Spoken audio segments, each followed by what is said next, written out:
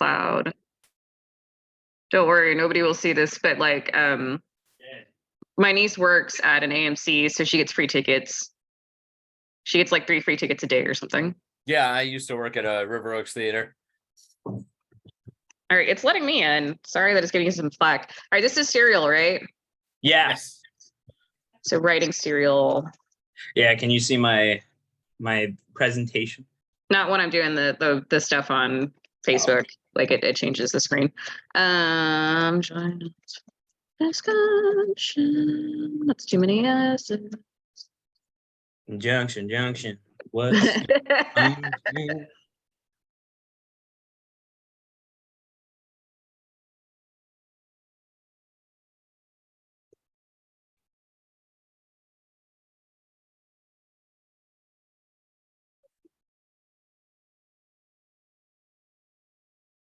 This is serial fiction specifically, right? Yeah. Okay. Man, it just made me it just kicked me out of my Facebook, made me change my password. That's bonkers. All right, let me know when you're actually ready, because like when I go live, it starts like 5 seconds before I press the button. It's kind of weird. Yeah, I'm ready. No, Okay. I'm here. Yeah. Cool. All right, we're going live. I'm going to let people in, and then I'm going to give Sean back the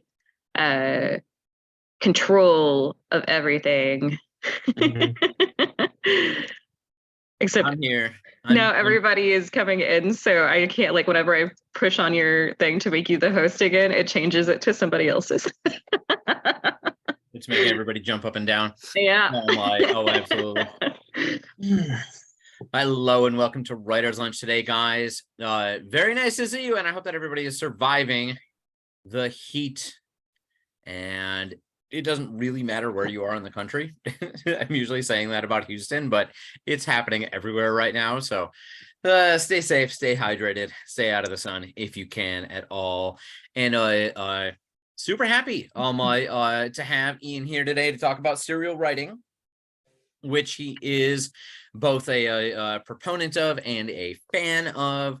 And I love how I just gonna wait for the questions when the questions come in, how the internet has changed, what this means, kind of serial fiction and getting it out to people. And that's just terribly interesting. It's a method that has turned into a lot of our most famous works of fiction. And let's see where it all starts and how you build it. Ian, on to you. Cool. So before I jump into it, do need to next week I'll also be here again, so get used to me. I'll be talking about writing twists, which you could use this for that, you could not, I don't care. But that is what's coming up next week. But today is serial writing, which is a thing I have done and I have a lot of experience in. So that's my big thing. But first, a little bit about me. I'm Ian Michael Everett. I'm an editor at Tomeworks. There's my email and there's my Twitter handle. You've seen me before, but I'm a Houston-based fantasy, sci-fi, horror-ish writer. And the thing that qualifies me to talk about this today is the fact that I write a superhero web serial that was one of the top 50 of all time web serials on Top Web Fiction, which ranks many people's projects. I'm an editor with the Tomeworks Editing Collective. I'm an Eternal Dungeon Master for D&D, and I kick stuff sometimes for Muay Thai. So that's all about me. So Ian, we don't have enough video of you, Muay Thai-ing it up in a jungle in Thailand in the middle of nowhere, bare knuckling, because you have these crazy weekends. It just goes on and on. Yeah, that's next week. That's next year's plan. Got to go out for like a month and train with a bunch of train in the jungles. Actually, it's literally just like in the city. Yes. But area, bro. Yeah. I've actually I thought he was gonna go with like, we don't have enough video of you getting kicked in the head. We only get pictures of that. Oh, there is video that exists of that, but I'm not gonna share it. So let's get into the meat of it today. So what is serial fiction? I'm sure like everyone is kind of familiar with this idea because we've all either watched TV or read a comic book or probably even maybe read a couple serialized works because they're not that out of vogue as we will discover. But so the basic idea is that it's usually a single larger work published in multiple smaller, usually sequential installments. Typically, this is referring to literature and not, say, comic books that get bundled up into graphic novels or television shows. But those are also examples of serials, like serialized fiction of some kind. What about movies? Movies can be, but sometimes they're also standalone. Like the Marvel universe, I would consider serialized, but the the Dark Knight trilogy, I wouldn't, only because the Dark Knight is like each one is its own individual book in a trilogy. I think there is like a little like gray area in how you define it, but like I wouldn't call the Lord of the Rings trilogy. Well, maybe I would. I don't know if it was ever published serially, but in terms of how we think of like fantasy trilogies as like the standard today, I wouldn't consider those serialized novels, because typically they are released not as like a chapter by chapter, part by part, but you release the whole book at once as part of like a 3-act story. May I introduce myself to the group? I'm new. My name is Ann Bruner. Hi, And Ann. I think Uh-oh. Did we lose your audio, Ann? Ann Bruner, Ann B, that is. Sorry, Anne, we've lost your audio.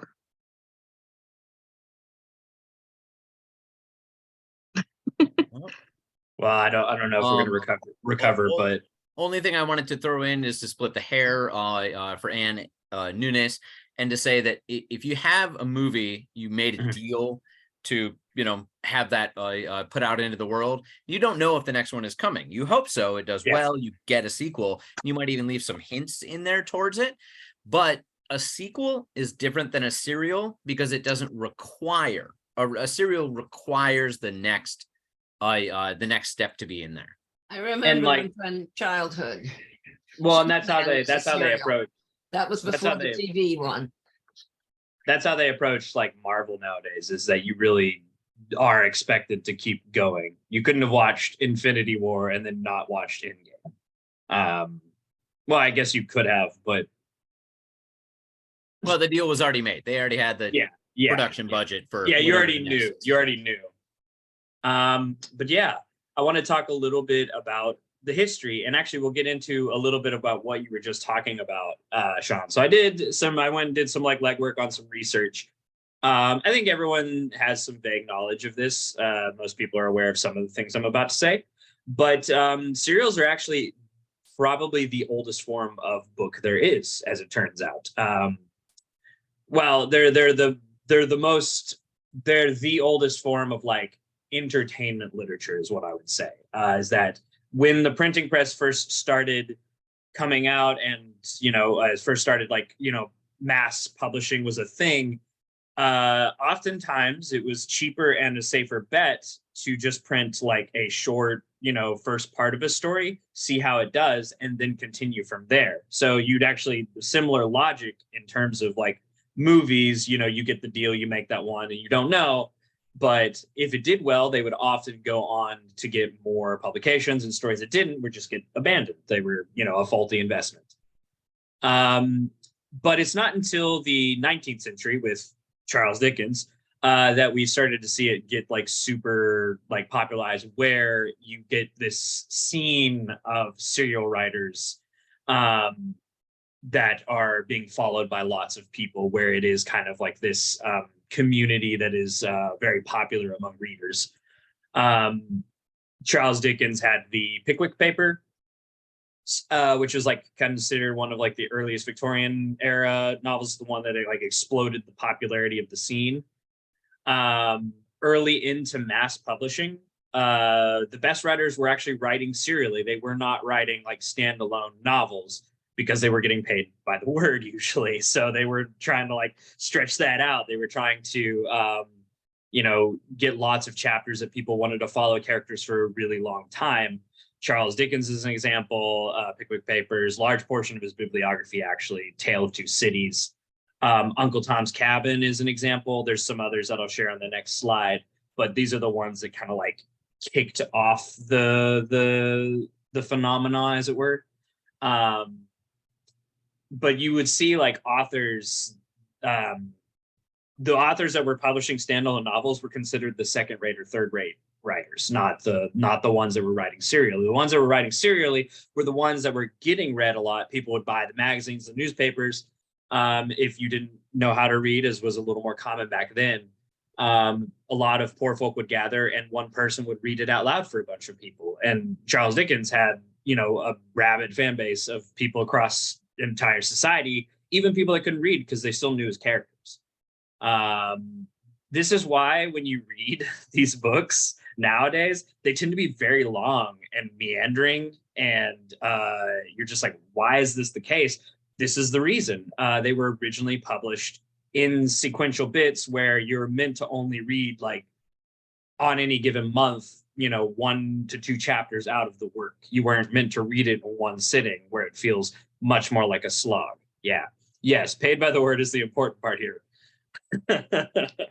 Like the idea of chapters, you know, in 2,000, 3,000 words, maybe kind of came from this. I would love to think about it, you know, what it was the novelists, as you say, the second tier ones were doing in terms of breaking up their books, because today that's pretty much the standard, is like a serial, you know, like, and leaving a hook at the end. So this has tailed off into what we normally read as a novel.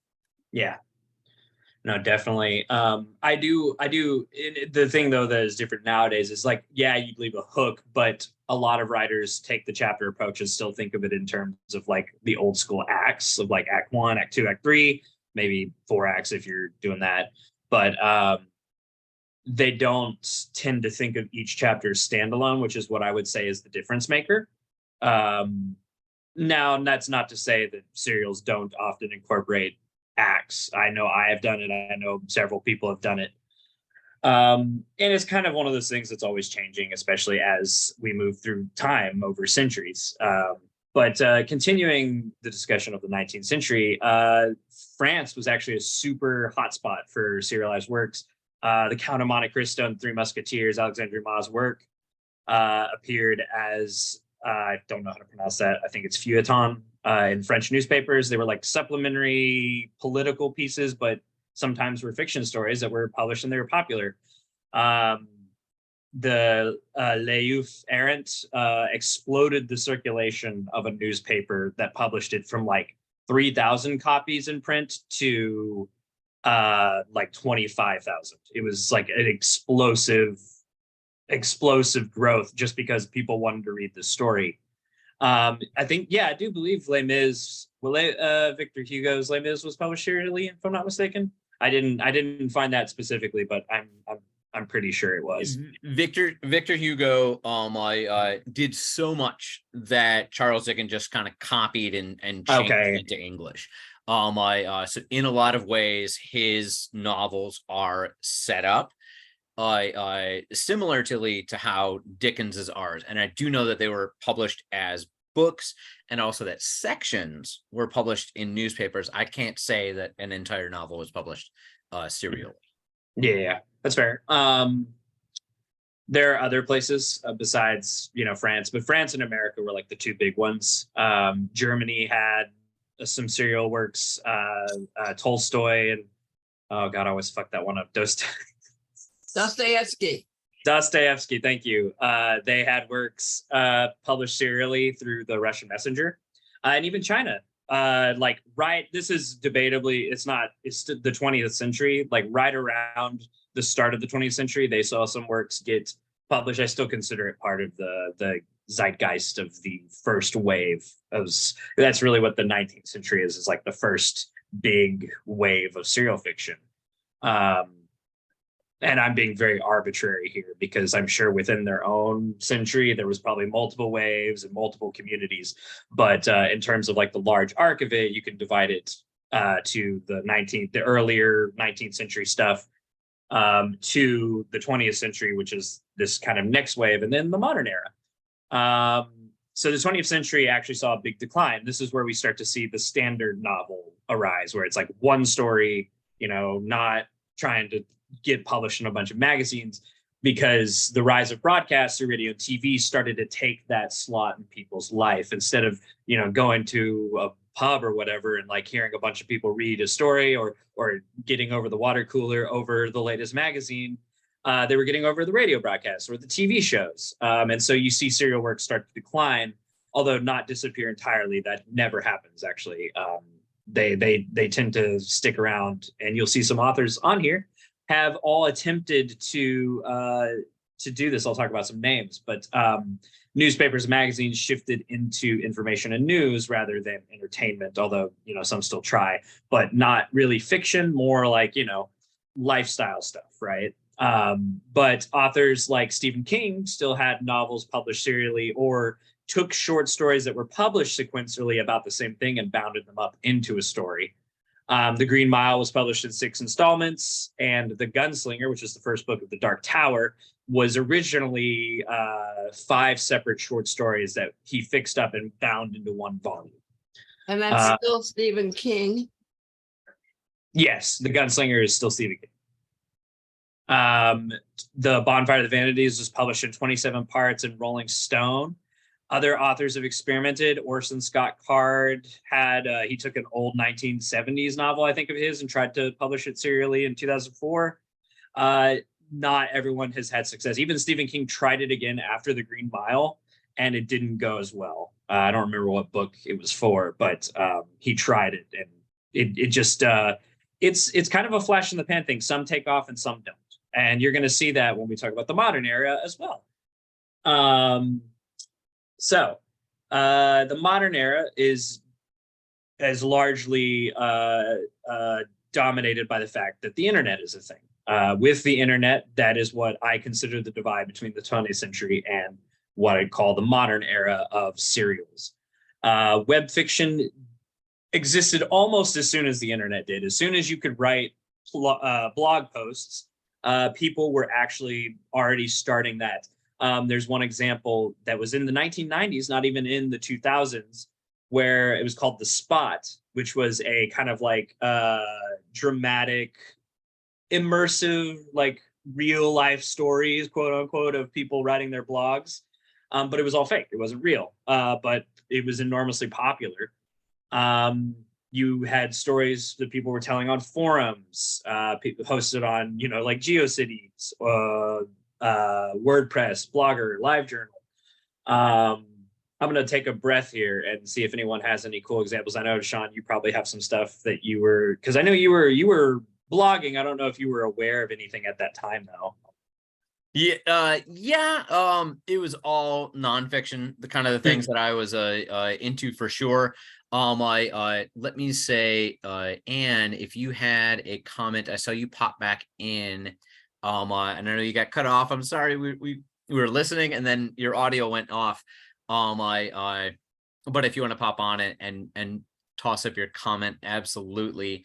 The other example I had was Dune, published in 2 halves, which if you go see the film, the previous one that's out, that's the first half basically, that was published in Analog magazine, and you can kind of see how it ends on a cliffhanger.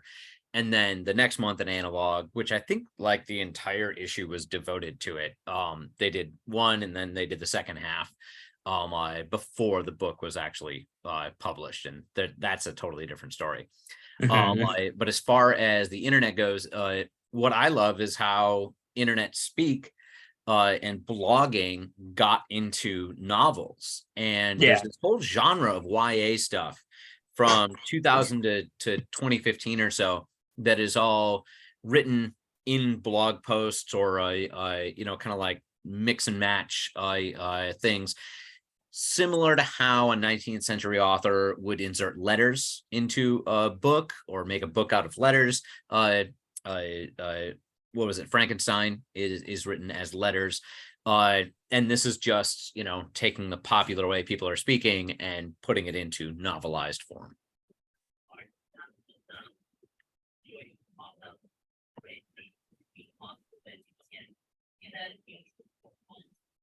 So I wanted to add, so I'm not Gen X, but I know a lot of people who are Gen X, and zines used to be a thing, which was like magazines, but you printed them yourself at Kinko's and spread them around.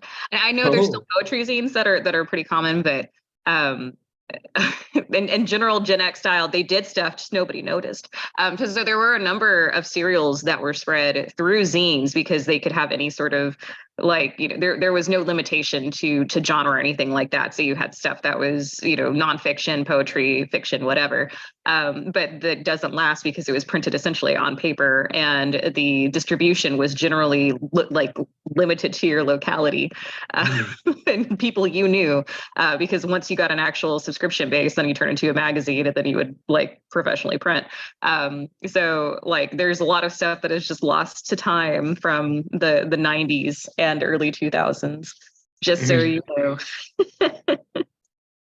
That's pretty cool, and that also makes sense why I didn't see any of that in my research, because it's gone.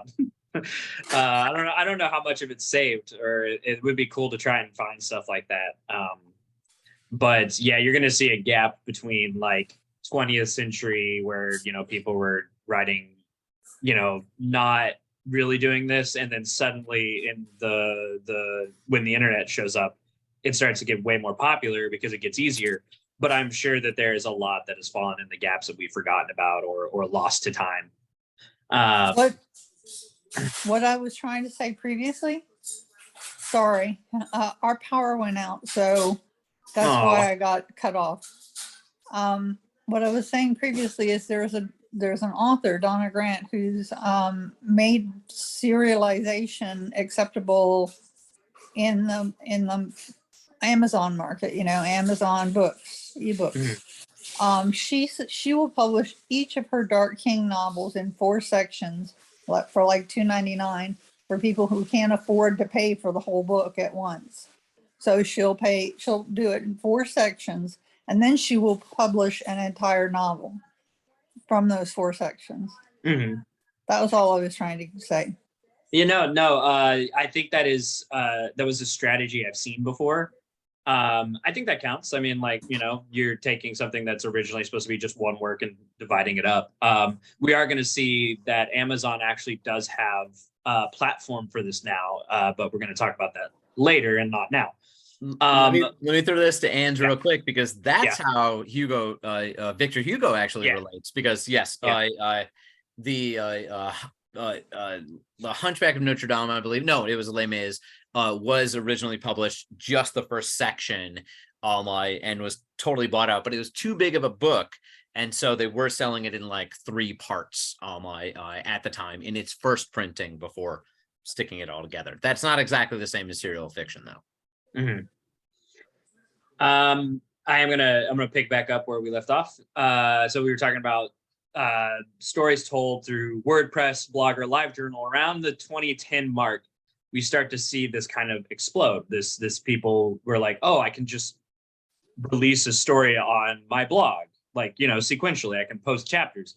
In 2011, there was a superhero serial called Worm. It's not the first web serial, but it is. I've seen it discussed so widely out of places I had no idea that they would even know about it. I have to think that it is and people always say it's the most popular web serial among the web serial community. I have to believe that's true, because I'll see it pop up in random discussions of stuff where someone's like, I love superhero comics, but I don't know what else to read. Or even in just in the subreddit for fantasy, somebody would be like, I'm just looking for something to dark read. Can somebody recommend me something? Worm will pop up and people will be like, you should read it. It's free, It is, and that's a powerful thing. It's free and it's done, and there are millions of words. Enjoy.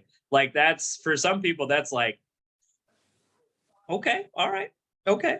So that's not the only one, though. There are other incredibly popular serials. I can rattle off a couple names and see if anyone knows any, but I might be alone. Practical Guide to Evil is one. It's a fantasy, a meta fantasy, if I'm not mistaken. It's a fantasy about tropes, and the actual magic system is based off of tropes and living up to them or something. There's Mother of Learning, which is a time loop story. There's The Wandering Inn, which actually has been published on Amazon at this point, I think. That's not done. My son has been reading that for over a year. It is so long. Yeah, it's millions of words. I can't imagine every word is good, too. I have to, millions and millions of words. It's at some point it has to be this quality is not great. but I haven't read The Wandering in myself, so I can't comment on it. But I do know it exists. I'm aware of it in terms of the space it fills in the serial community. There's really popular, we'll talk about this in a bit, but Lit RPG is blowing up. It is the web fiction thing right now. And I'll talk about that in a little bit. But I would be it would be bad of me to not talk about fan fiction. And I know we've talked about that briefly, but I consider it part of the serial zeitgeist because on places like Archive of Our Own and Wattpad, they are often posted chapter by chapter. And Wattpad now, you'll know, I think Archive of Our Own does this, but not as much as Wattpad. Wattpad has now moved on to publishing a lot of original works, not just fan fiction. And I'll go over, I actually do have, if you are looking to do this in the future sometime, if this has inspired you, we'll talk a little bit about what these platforms cater to and what their target audiences like to read. But just a little bit more about the modern era, we're going to talk about the 2020s, which is now. Web fiction in the early 2020s has exploded in popularity for a number of reasons. More people hear about it, and it continues to proliferate. And it's easy. It's extremely easy. It's easier than publishing on Amazon, in fact, because you don't need a cover. Sometimes you don't need anything really, but to set up like a blog post at some point. The Wandering In, Amanda. And you oftentimes just need the text, maybe 1 or 2 chapters written if you're like really bare bonesing it. But that's why there are thousands and thousands of entries on places like websites like Royal Road and Top Web Fiction. You'll see there's like rankings of hundreds and thousands of stories, and some of these stories are never going to be completed or anything like that. It's just people starting them to start them. It's easier to publish online than ever. There are people publishing entire stories on sites like Twitter. If you'll remember when I talked about the Twitter text thread in the Ergodic Fiction talk about the person that pierced the multiversal veil to find a version of themselves that became trans. And they wanted to know if that experience was that was told entirely on Twitter. I think that's really interesting. I'm sure there are people that do like the role play accounts, that kind of thing, where they're trying to tell this long form, ongoing, immersive story. Web novels have exploded in popularity in China. There is a revenue of $2.5 billion for Chinese web novels. The adaptation rights often net really big payouts. It's not everybody, obviously, but a good amount. Light novels are from Japan. They're getting published more and more online as well. So you're seeing a lot of these global markets arise where previously it was mostly American, but from there it's kind of started to proliferate out in these last 10 years. But yeah, so that's kind of the history. That's where we are now. It's it's popular. There are lots of places that people post and read these stories. There are, I don't even know how many readers out there that are desperate for another hit of crack of their favorite story online that publishes for free. But we are in an interesting landscape. If you're trying to not think about, publishing traditionally, if you're looking for other options, and also self-publishing sounds a little like, going on Amazon and making a whole novel, if that sounds also daunting. This kind of has a lower barrier to entry for a lot of writers, which is why you see a lot of people at least attempting it. But I'm gonna sit here for a second at the end of the history, at the where we are now. Does anyone have any questions about this so far? What is a light novel, and is it comparable to a short story?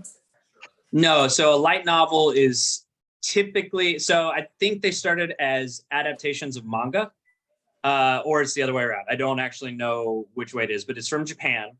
And nowadays they are getting published online a lot and getting picked up for manga adaptations, which then sometimes become anime adaptations, but they are kind of more specific to Japan. Okay, thank you. Yeah, of course. Let me throw this as well, which is Twitter novels in a way. So someone like Drill, who is an anonymous, Yes. shit poster, has turned like all of his tweets into a book, and it's kind of surreal nonsense.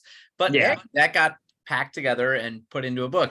And I was looking Yeah. over my shoulder at if I have a book that David Sedaris recommended like a year ago, and I can't see it right now, but it's got to be Patricia Hightower or something like that was her name. I'll try and look it up and put it in the chat. Where it is a person who is semi-famous on the internet for doing funny tweets, and that is kind of the first third of the novel is her tweets and reactions and how her life just centers around them. And then the second half of the novel like completely changes tone, but she used that as a basis for writing a novel. And then turns out after finishing the book and looking her up online, she is semi-famous on the internet for funny tweets. Mhm.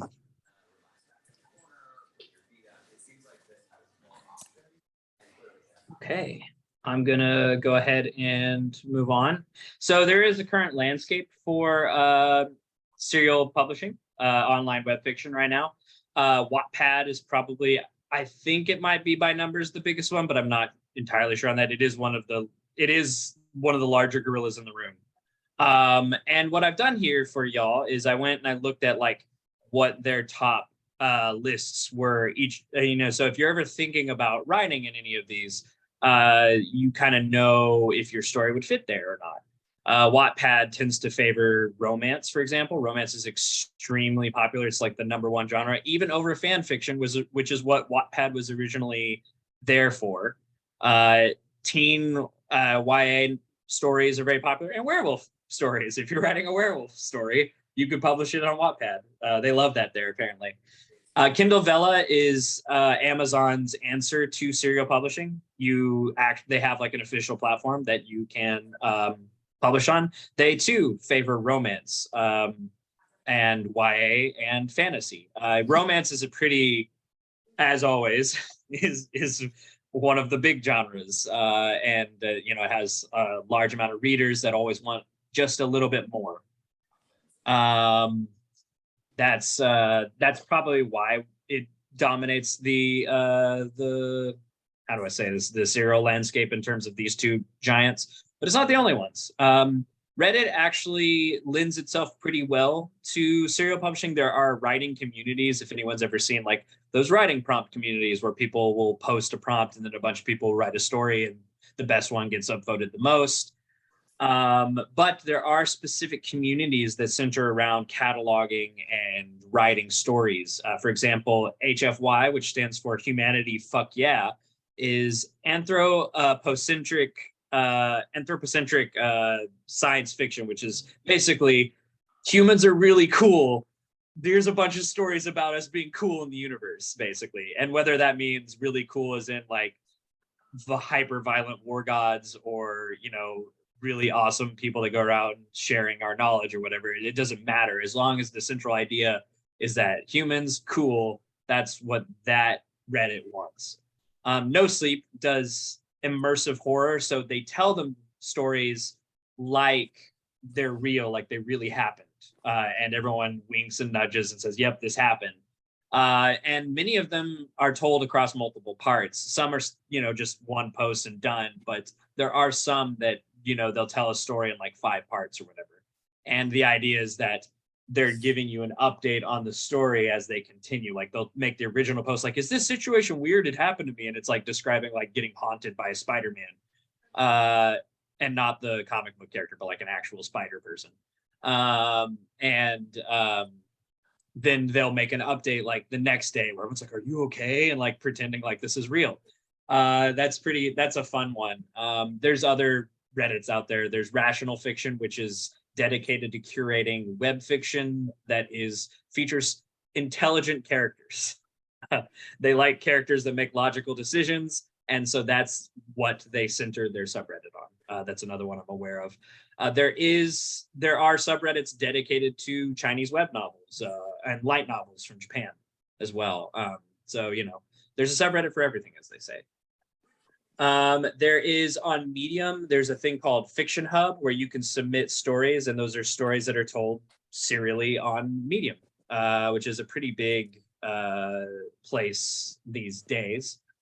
I didn't see anything specific stand out, but they did seem to favor just genre fiction, so that's what they want, but they embraced all kinds of it.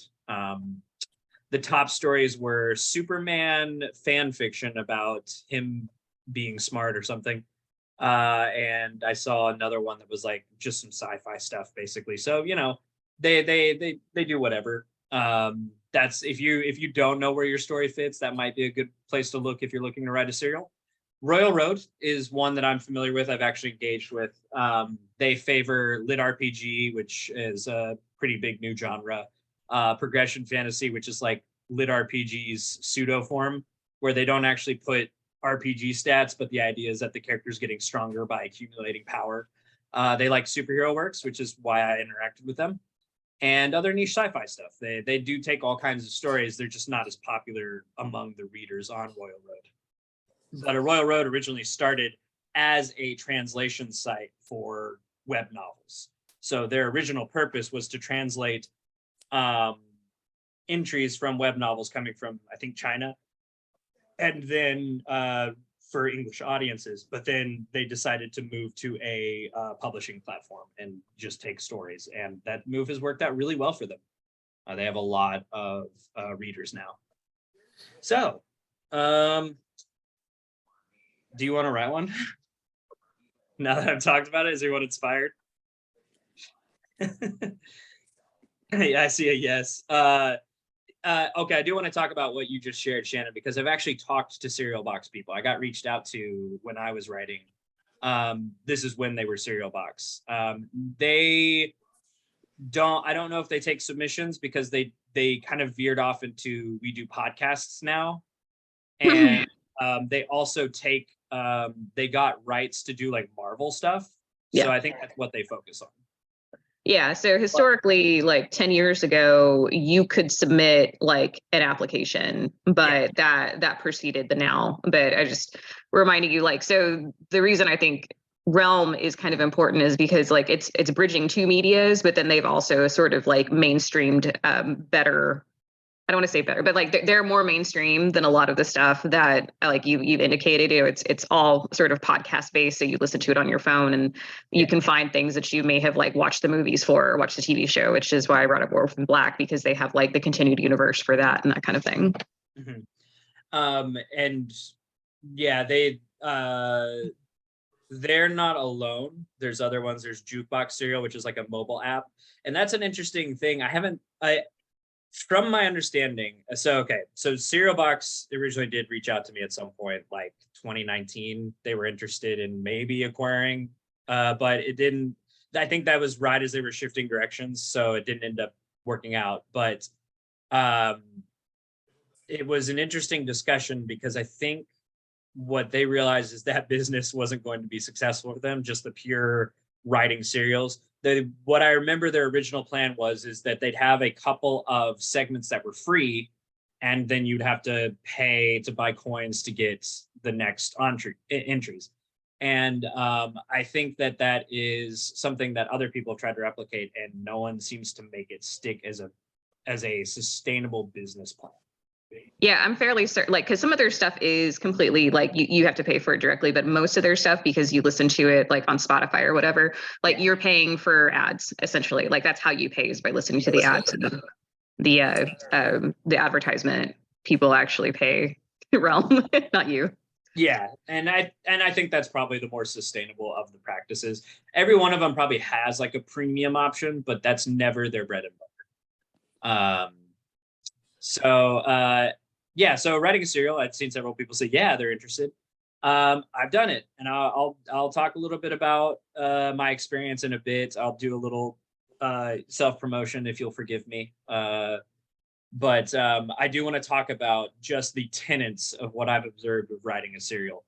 The first thing, obviously, is picking a hosting platform. You can choose one of those examples that I put on the previous slides, or you can go it alone and host on a content management system like WordPress, Blogger, what have you. Many authors cross-post as much as they're allowed, like have multiple platforms. For example, I publish on both my own WordPress site and on Royal Road because Royal Road got extra eyes on it, and they said I could. But yeah, you do need a good platform. One, not just one that like, favors the audience you're after, although that is an important bit, but also one that you feel comfortable working with. I've never tried to work with Kindle Vella, so I'm not super comfortable, going over there and trying to figure out how it works and putting my work on there right now. Maybe I will someday, but as of now, no. And also, I'm pretty sure Kindle Vella wants like, what's the word? Exclusive rights, if I'm not mistaken. So if you publish there, you can't publish other places. Good side, downside, but you do want to have a good chunk of content built up, and you'll see that phrasing is important because I didn't say have an entire book written. I said have a good chunk of content. You don't have to have an entire work written before you start publishing it, although some people have done that. But you should have a respectable chunk, which is, maybe I think the common wisdom I've seen is 1 to 2 months of publishing if you're following a set schedule. So the basic idea, and I should say this, is that when you publish a serial, you're going to be publishing on a schedule. Typically, 1, 2, 3 times a week is the standard I've seen. So you want to have a good chunk of content built up so you're not writing your content the day of when it's supposed to go out. Readers expect consistency, not in every case, but in most cases, especially if you're new, if you're trying to get your name out there. They want to know if you're going to update. You said Monday, Wednesday, Friday. There better be an update Monday, Wednesday, Friday. That's the key thing if you're just starting out. Now, if you have some readers built up, that's a different story. But that's a different story. We can talk about that in a second. Don't think like a novel. Think like a TV show. When you're writing your chapters out, don't think in seasons, or don't think in like the standard 3-act structure. Where does this fit in? Like, the part of the hero's journey where he's, blah, blah, blah. Think episodically. Think what's going to hook my reader at the end, and what do they need to know if it's been a couple days since they read the last entry at the start of the next one. For example, if someone's caught up and you're like trying to give them like, how do you ease them back in? Or do you trust them? Or do you just like start like you would in order, those are all considerations. But embrace what they call the sprawl in the web fiction community, which is like Victor Hugo, like Charles Dickens. You're writing for length sometimes, not for, I don't want to say you're getting paid by the word because you're often not nowadays, but the more chapters there are, the more likely readers are to keep going and to like keep trying. Quality may not even matter. For example, The Wandering Inn, as we've discussed, it's probably one of the biggest names outside of like Worm is just famous. Wandering Inn has done very well, and it has 11 million words. I don't even know how many chapters or episodes or whatever that is, but a large part of the appeal is that there are so many. That's just it's like bonkers. Like my kid cannot describe it. He's like, well, I read the chapter and the chapter is 1 page long. And I'm like, 1 page long? And he's like, yeah, 1 web page. And I'm like, that's not a content length. Yeah. But it's like technically 9 books. Yeah. Maybe? Yeah. Yeah. But I will say this, the readers are a lot less tolerant of filler and bloat, what they think of as bloat, though you'll start to have readers fall off if they think they're just reading a filler episode because you're just trying to pad out your word count. So what that means generally is that you have a lot more room to explore your characters, your setting, your world building. You can like sit in it, not necessarily filler it, but like, when you're writing a novel and they tell you to cut down to 120,000 words for fantasy, you don't have to do that for a web serial. And oftentimes your readers don't want you to do that. They want the extra paragraphs of world building and setting. And it's not good practice, but for like standard publishing and writing, but it is good practice for web serials. So, you know, who's to say what's right or wrong? Let me throw this out there. I got two things to add to it. One is, if you're writing, if you're working on stuff, you haven't, you know, published books and stuff before, keep serials in your back pocket as one of your possible ways to do things. So Yeah. if you are trying to get published, get an agent, yada yada, have a project and you're working on it and it's not going anywhere, you're not getting any traction, you know, considering self-publishing is totally a thing. If you feel like maybe you're not done yet, or maybe it's the shape of it is too long, as you say, consider web serials as a way to publish it as well. You're not, as you say, gonna really make a lot of money out of it, but it does keep up user engagement. It does make people aware of your name, and you can advertise other things, you know, like as you go on that you're working on. And as you say, the quality thing, it can be something that you might feel like, I don't feel like going back and editing. I don't feel like, you know, going through 4 more passes, you know, to keep working on this for years. You're like, I want to move on to a new thing. This is a way to take a project, put it out there so that people can see, so that you can tell people I have this out there, and you can read it without the constriction of oh, this has to be perfectly well written.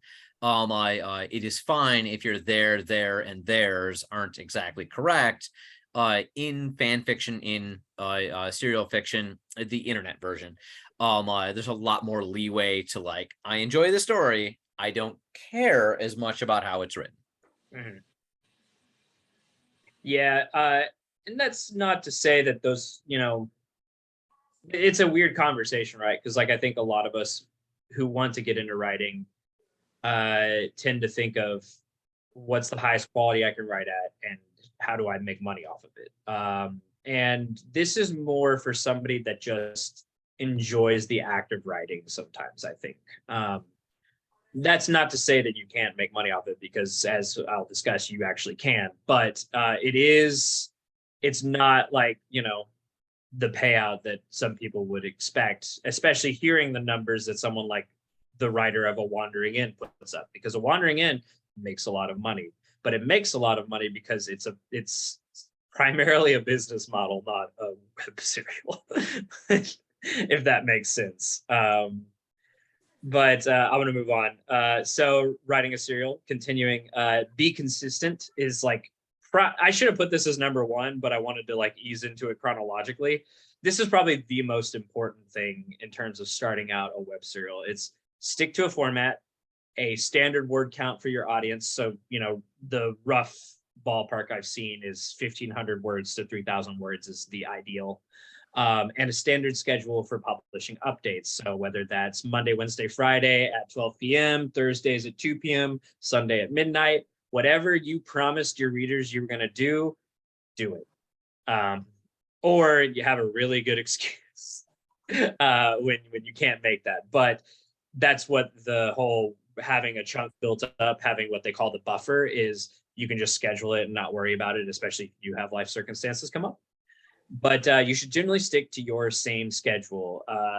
I would recommend, if you end up doing this, look into the best times for your platform. Like, for instance, Royal Road has very specific times when the most amount of users are on the website, and you have a good chance of them seeing your chapter pop up in the new releases or whatever. And finally, engage with the audience. The thing about this is that the veil between the writer and the reader is so thin in terms of engagement online. Oftentimes you're publishing on a blog or a place that allows commentary. So you'll have people arguing in the comments. If you look at Worm was published on either Blogspot or WordPress site, I don't remember which, but each one had a series of, like, you can go down and you can see all the comments of people theory crafting. It's like the online version of a water cooler where they're all like debating what's going to happen next. And that kind of engagement for motivating a writer is really good. I've experienced it. it's like crack, dude. It's you get a bunch of readers like under your post being like, oh, what does this mean? Or like, oh, I think this is what's going to happen next. Or like, oh, I love your story.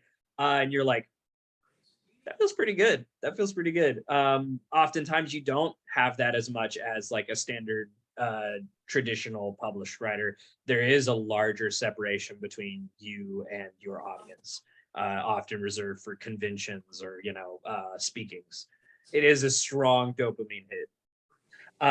But yeah, you should be engaging as much as mentally healthy, reply to comments. I would recommend not really seeking out the negative ones because there always will be negative ones, especially on the internet where anyone can comment on anything. But, find the ones that make you happy and reply to them, say thank you, thank readers that have been there for a while and are saying that they're really excited. Have a social media platform or other engagement avenue like a Discord. I have a Discord server where I have readers that are waiting on bated breath for me to publish something new. Have something where people can follow you and get updates. If they're not on your platform of choice, they might not realize that, you've put something out if they're not actively engaged with you. And that kind of platform can help you gauge your core readership, as it were. I think a long time ago at one of the writers' lunches, there was a marketing guru we talked to who said you need your core 1,000 people. And I feel like your like a thing like a Discord server is a great metric for if you have a core 1,000 people that you need to build your audience. I would say that for web serials, the number is a little smaller than 1,000. I think he was talking about traditional publishing. But web serials, that number can be a little lower. I've seen some of the bigger dudes don't even have 1,000 people on their servers, but they do have hundreds of thousands of readers. And hold out your hat for money. This is where the money part comes in. People will try to tip you. People want to tip you. Not everyone, but a good amount of people, if they really like your work, will want to support you on Patreon or put a little coin into your coffee or your PayPal or whatever. But don't be ashamed. It's part of the landscape. It's part of what they expect. They expect writers to go, hey, if you want to support me, go to this link here. The same way that YouTubers say, like, subscribe, and share, it's the same idea. And I'm not going to say you're going to make a lot of money because even though I had a pretty good readership, I didn't make, a salary, although I wish I did. But there are people that make salaries, but they're the, how do you say, the exception? They're the, as in with traditional publishing, when you get your advance, it's usually like a measly 5-page and it doesn't feel good and it's not fun. And you're like, wow, this is all I got for writing this novel. Same idea in the serial world. Not everyone gets the big 6-figure payout. It's the same idea, but there's just a lot more of it. That said, I think there's more opportunity to make money if you're willing to find out how the business works. I'm not, but I think there are people that do it. There on Royal Road, there was even a post about how to make it a business. And I was like, I'm distinctly uninterested in this. So I'm not going to read this post, but I have seen it shared around and people say it's the common wisdom. And I'd be happy to try to find the link and post it in the Facebook at some point if somebody wanted to read it. Let me For throw my this own out there. mental health, I'm not going to. Let me throw this out there as well, which is similar to fan fiction and conversations we've had talking about it with Daphne and stuff like that. There are authors who do things serially and do things, in terms of fan fiction as well. Yeah. And get that love and get better as they do it. Mm-hmm. And then turn that into a publishing career. Yeah. Shane McGuire is a great example of that, who just wrote ridiculous amounts of fan fiction. And then when she got a publishing deal, literally had too many novels to put out, and now has 3 or 4 different names that you can find her at in the library on the shelves, because there was just so much different content because she was so prolific with things. But that goes back to finding the love for writing through fan fiction, through serialized fiction. That is the reason that I originally picked up a serial, was because I was burnt out and I was struggling with wanting to even write at all. And I started writing it because it was like just a fun thing to just explore. I didn't have any expectations. And that, you know, if you're feeling burnt out, it can be a great thing to try. If you want to try and make money off it, there are ways. It's just that for me personally, I didn't use it for that. I used it to just stay in love with writing. When I was at a time I was struggling with that. But that is a good connection point to me, for my self promo, and really more about what I want to talk about my experience, because I have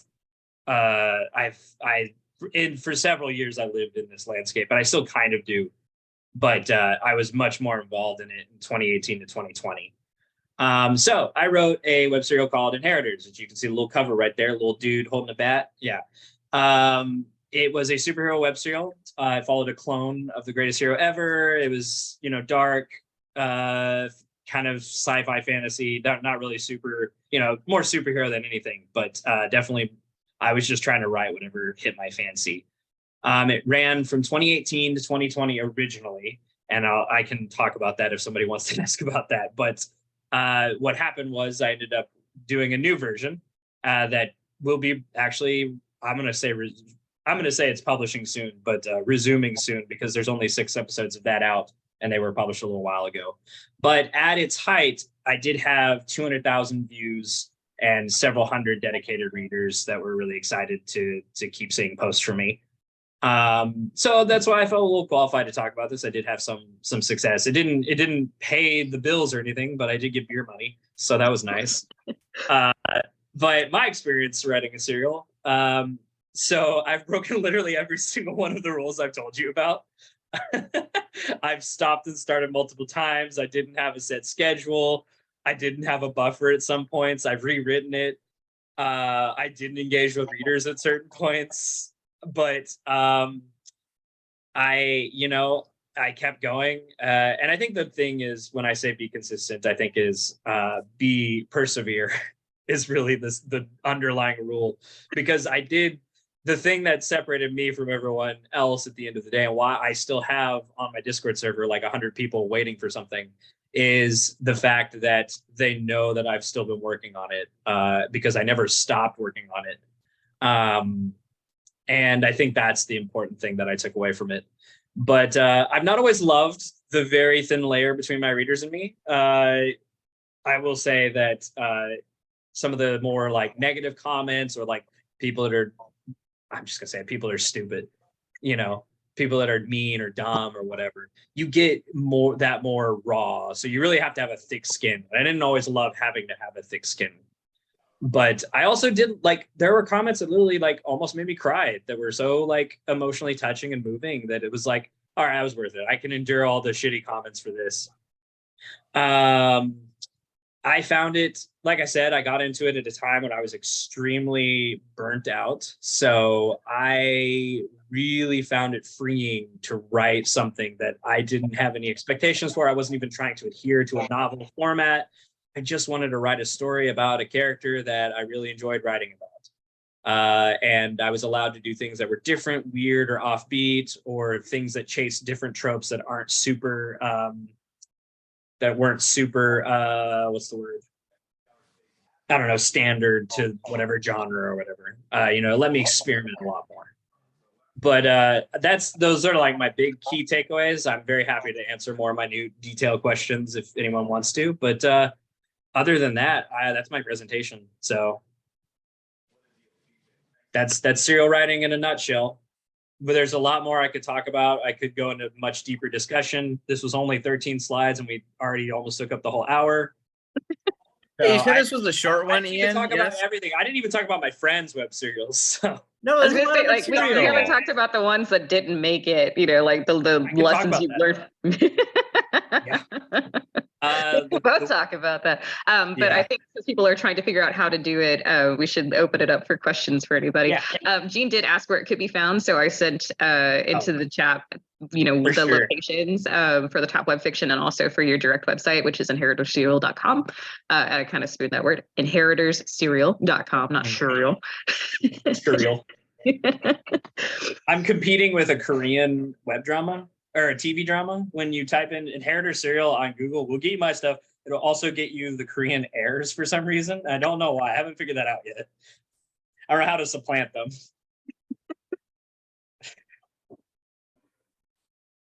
I think one of the things, you're not supposed to stop, but how do you know you have a good concept? Like, you did something a little bit different, but you have lots of friends who are like really big inside of this community.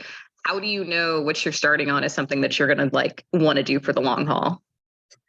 You don't. I mean, I've soundboarded ideas, and a lot of them, you'll get and those are the ones I've never pursued. I did get ones that were like, yeah, that sounds cool. Like for instance, I did write a lot of Inheritors out and then send it to our critique group, and no one ever said this is not a good concept, don't explore it. And people that were interested in the character I was developing, and I was interested in the character I was developing because he and I shared some like mental health struggles that I was trying to explore on my own capacity. So it's less about will it do well and more about why am I, what's my personal connection to this in the first place? I'm sorry, I joined late because of work got in the way, but quick question. What is generally, how long is a serial, and is it like generally more than one chapter, just structure wise? There is no general. There's one we've talked about today, The Wandering End, that is 11 million words long. The most popular one that I know of, which is Worm, is like 1.5 million words. My own got to like 400,000 before I shuttered the original version. So I don't think there's a standard. What about each individual serial segment? How long are those going? Chapters tend to be between, the common wisdom is to make them between 1,500 to 3,000 words. Okay. Yeah, that's the most like bite-sized piece that will engage a reader. Above 3,000, you're risking them bouncing off attention-wise. Yeah, that was the reason for my question. Yeah. Yeah. Thank you. How often does this group meet? That's once a month, once a week, right? Yeah, we're weekly on Thursdays at 1, at least Central. Okay. Some Thank you. special events occasionally, I think. I have a question. Can you hear me? Yes. Okay, good. Just have the time. Like, wait, can I be heard? So this is kind of this is I have to question, but like there needs to be like some background to it because I'm a writer, so you need to explain things. It's just how I justify like being a little verbose. So I love serial fiction. Because growing up it was comic books and then manga is the big one. The weekly grind set. But the thing for me is that from 2015 till March of this year, I ostensibly wrote my own serial just for myself. Daily. I was during like lockdown, peak lockdown, I was getting 4,000 words a day. And I ended it at 51 books and a chapter. The total word count was 5.5 million words. And going back to the wandering endpoint, I can speak from personal experience that no way it's all worth reading. And I definitely bloat and is definitely the thing that's what made me stop writing it, because aside from like other stuff, it's like I have to end this because it'll be 20 years before I reach an ending. So I just kind of stopped it because like this is the perfect example. Book 1 through 40, it takes up 2 years in like story time, and that's 1 million words. 41 through 51 is the other 4.5 million words and occupies a week. Yeah, that's not good. That's not. Yeah. Those aren't good writing skills. Did you publish this anywhere, or you just said it? Oh, okay. This is all on Word file. It's just doing it for my own self, and it's everything I've written afterwards. Like, okay, now it's publishing. But I like doing that for like almost 8 years. That daily work set, it really like I kind of miss it because I've started writing traditional novels to go back and edit and actually make readable. But I miss like that constant like, okay, new chapter. Yeah. And like hearing your just your story about like your serial and some of the outlets, it made me curious, like what was your daily schedule like what did you have like a specific word count goal you wanted to hit? Not particularly. I'm one of those writers that writes in binges usually rather than daily.